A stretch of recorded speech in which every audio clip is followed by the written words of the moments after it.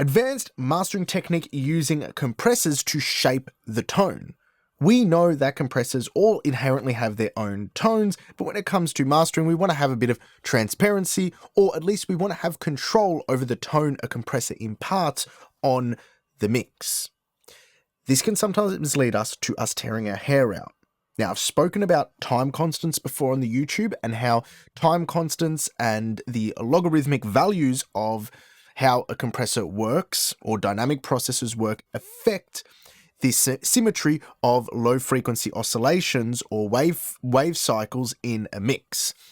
This is a little example I set up, and this is taken out, or it's a simple version of the examples I share and the equations I share over on the Advanced Mastering Details Masterclass, which is a link in the description below. But nonetheless, even if you just watch this video to the end, you're going to have a little bit more clarity and understand a bit more of the ballistics of compressors, so when you're mastering, you can make more informed decisions. Now, I've got this mix here by Jas, which is on and on. I'm listening. It goes on and on and on. It goes on and on. Beautiful, punchy low end. That's a really nice mix. The compressors aren't in. And what we're going to do is we're going to just quickly look over at a spectrogram. That low kick drum, the sustaining that low kick drum is hovering around 30 to 35 hertz. Now, what I have here are 32 hertz sine waves. Now, I haven't put the compressors on, but we can see here on the spectrum analyzer, okay, you've got your 30 to 35 hertz sine wave there. I'm going to add these compressors in, okay, and what I want you to do is look at the oscilloscope. Now, the oscilloscope on the right-hand side, that compression, it stays symmetrical, okay? Look at that oscilloscope, it stays symmetrical as I turn it on and off. But take a look at the one on the left when I turn it off, okay? Oops, wait. Take a look at the one on the left when I turn the compression off. It's symmetrical, then I add the compression and it's asymmetrical. And while I've been doing this, you might notice that the harmonics are much stronger on the left side than the right. The fundamental on the left side is slightly attenuated in opposition to the one on the right. And that's happening because the attack and the release cycles, 10 milliseconds each, are much faster than the 33 milliseconds it takes for a 30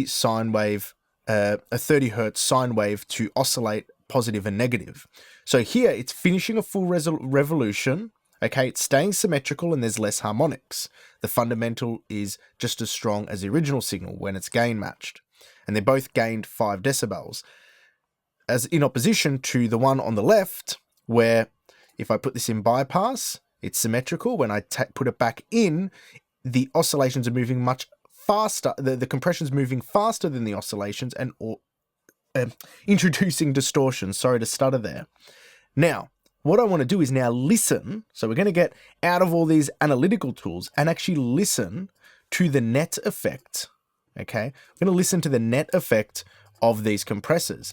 And what's going to end up happening is the faster compressor is everything's going to feel a little bit more forward and aggressive, but the low end is going to choke a little bit.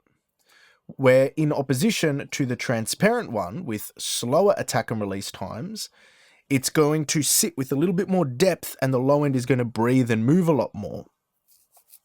The beauty of this is understanding these ballistics and why the tone changes. The tone is changing because the speed of the compressor is moving faster than the oscillations of the waveform. If we understand that, in mastering, we can make informed decisions about which tools we use and when, and how to use compressors in order to manipulate the tone of our master.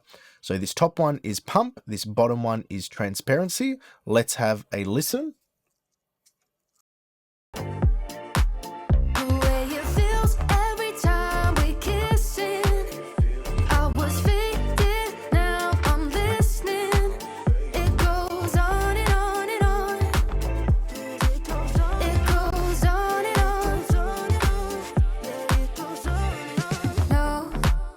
So there you have it, an advanced mastering detail, something very subtle, okay? The compression's generally doing the same amount of compression.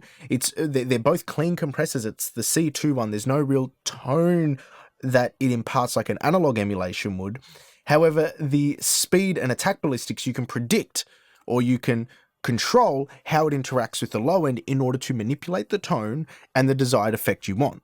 Now, if you want more information on things like this, or you're interested in advanced mastering details, I have a full masterclass on that in the link in the description below.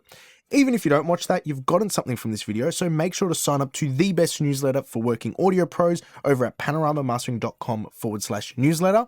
And until next time, take care.